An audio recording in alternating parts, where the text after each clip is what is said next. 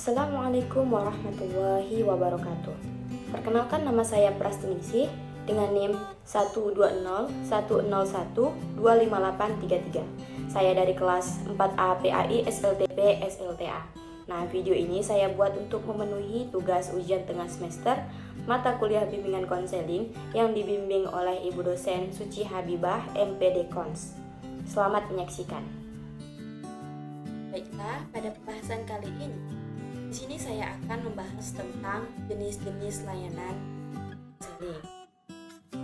Sebelum kita mengetahui apa saja jenis-jenis layanan bimbingan konseling, kita harus terlebih dahulu mengetahui apa yang dimaksud dengan layanan dan konseling. Jadi, yang dimaksud dengan layanan bimbingan konseling adalah suatu proses yang memberikan bantuan yang diberikan kepada siswa secara terus-menerus agar tercapai kemandirian dalam pemahaman diri dan siswa dapat mencapai perkembangan yang optimal sesuai dengan potensinya, sehingga siswa sanggup mengarahkan dirinya sesuai dengan tuntutan dan keadaan lingkungan sekolah, keluarga, dan juga masyarakat. Nah, sejalan dengan visi tersebut, maka misi bimbingan dan konseling harus membantu memudahkan siswa mengembangkan seluruh aspek kepribadiannya seoptimal mungkin, sehingga terwujud siswa yang tangguh menghadapi masa kini dan masa mendatang. Nah, layanan bimbingan dan konseling merupakan bagian integral dari bimbingan di Indonesia dalam upaya membantu siswa agar mencapai perkembangan yang optimal sesuai dengan potensi. Oleh karena itu, pelaksanaan bimbingan dan konseling di sekolah menjadi tanggung jawab bersama antara personel sekolah, yaitu kepala sekolah, guru, konselor, dan juga kegiatan bimbingan dan konseling mencakup banyak aspek dan saling kait mengait, sehingga tidak memungkinkan jika layanan bimbingan dan konseling hanya menjadi tanggung jawab konselor saja.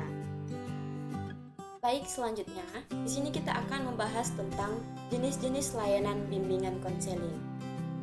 Berbagai jenis layanan dan kegiatan perlu dilakukan sebagai wujud penyelenggaraan pelayanan bimbingan dan konseling terhadap sasaran layanan, yaitu peserta didik. Jadi layanan dan kegiatan pokok tersebut itu bermacam-macam.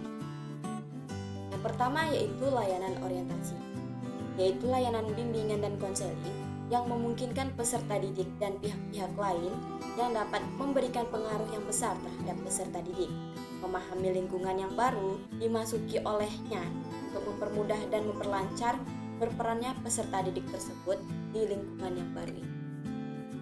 Layanan orientasi merupakan layanan bimbingan yang dilakukan untuk memperkenalkan peserta didik yang baru atau seseorang terhadap lingkungan yang baru dimasuki.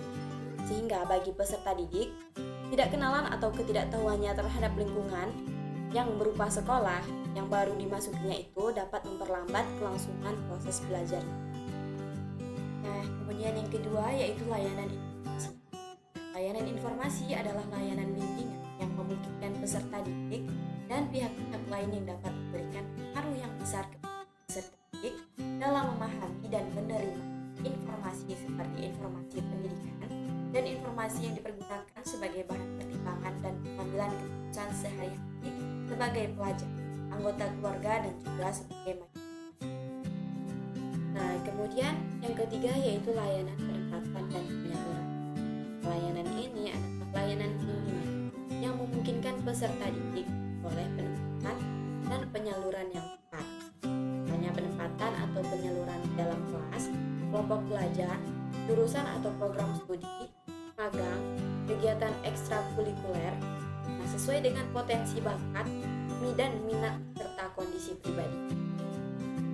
Nah, dalam kegiatan ini materinya meliputi yang pertama penempatan calon siswa, yang kedua penempatan dan penyaluran dalam kelompok sebaya, yang ketiga yaitu membantu dalam kegiatan program khusus sesuai dengan kebutuhan siswa, baik pengajaran, perbaikan maupun program pengayaan dan seleksi masuk perguruan tinggi melalui jalur PMDK dan PTKI.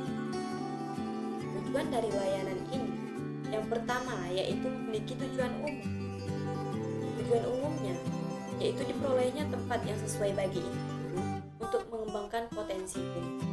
Kemudian tujuan yang kedua yaitu untuk membantu siswa mencapai kematangan dalam mengembangkan penguasaan ilmu, teknologi, dan seni sesuai dengan program kurikulum dan persiapan karir atau melanjutkan perguruan tinggi, serta berperan dalam kehidupan masyarakat yang luas.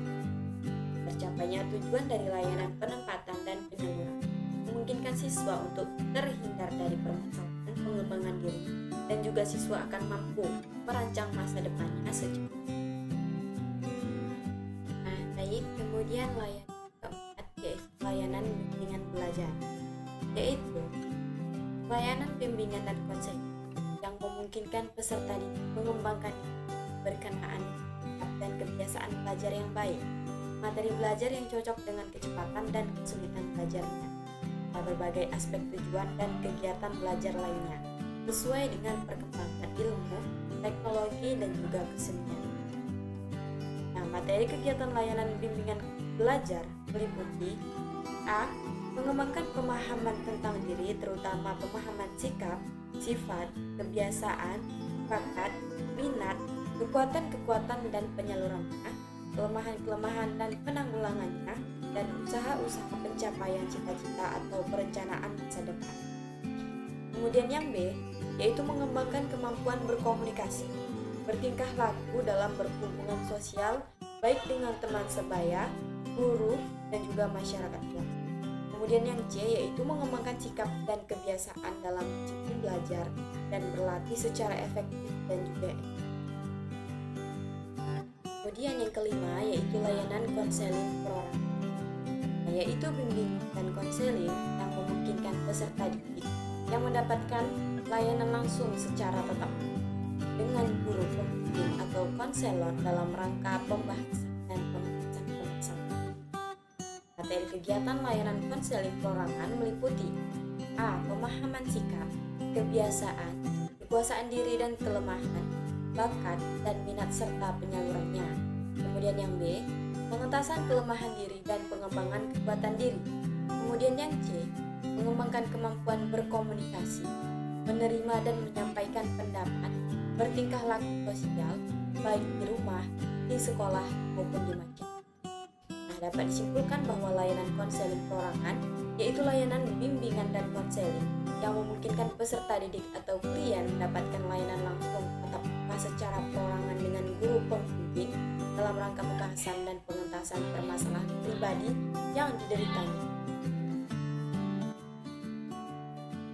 Kemudian, masalah-masalah yang bisa dijadikan isi layanan konseling perorangan mencakup yang pertama yaitu masalah yang berkenaan dengan bidang pengembangan pribadi. Kemudian yang kedua yaitu bidang pengembangan sosial. Yang ketiga bidang pengembangan pendidikan atau kegiatan belajar. Yang keempat yaitu bidang pengembangan karir. Yang kelima yaitu bidang pengembangan kehidupan berkeluarga. Yang keenam yaitu kebiasaan dan sikap dalam beriman dan bertakwa terhadap Tuhan Yang Maha Esa.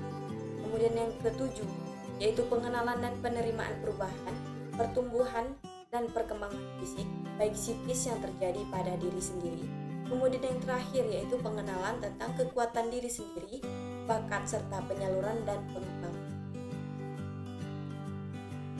Kemudian, yang keenam, yaitu layanan bimbingan kelompok, yaitu layanan bimbingan yang memungkinkan sejumlah peserta didik secara bersama-sama memperoleh berbagai bahan dari narasumber tertentu yang berguna untuk menunjang kehidupannya sehari-hari.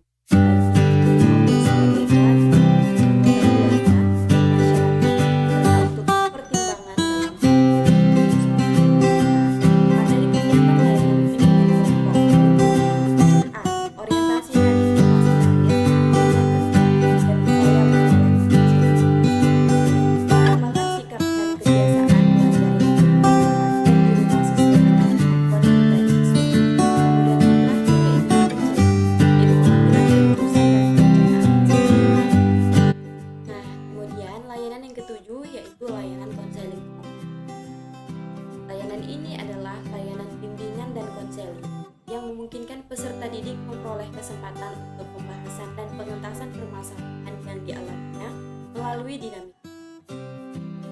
Yang dimaksud dengan dinamika kelompok adalah suasana yang hidup, yang berdenyut, yang bergerak, yang berkembang, yang ditandai dengan adanya interaksi antar sesama. Materi kegiatan layanan konseling kelompok meliputi. Materi kegiatan layanan konseling kelompok meliputi A. Pemahaman kelemahan diri, penanggulangannya, pengenalan kekuatan diri dan pengembangannya. B. Mengembangkan kemampuan berkomunikasi, menerima atau menyampaikan pendapat, bertingkah laku, dan berhubungan sosial baik di rumah, sekolah, maupun di masyarakat. Kemudian yang C, yaitu mengembangkan sikap dan kebiasaan belajar dan disiplin. Kemudian layanan mediasi. Layanan mediasi adalah layanan konseling yang memungkinkan permasalahan atau perselisihan yang dialami klien dengan pihak lain dapat terentaskan dengan konselor sebagai mediator. Yang terakhir yaitu layanan konsultasi. Pengertian konsultasi dalam program BK adalah sebagai suatu proses penyediaan bantuan teknis untuk konselor, orang administrator, dan konselor lain dalam mengidentifikasi dan memperbaiki masalah yang membatasi efektivitas peserta didik. Sekian penjelasan dari saya. Apabila terdapat kesalahan dalam pengucapan maupun penjelasan saya mohon maaf. Jangan lupa sukai video ini. Sekian, terima kasih, sampai jumpa lagi. Wassalamualaikum warahmatullahi wabarakatuh.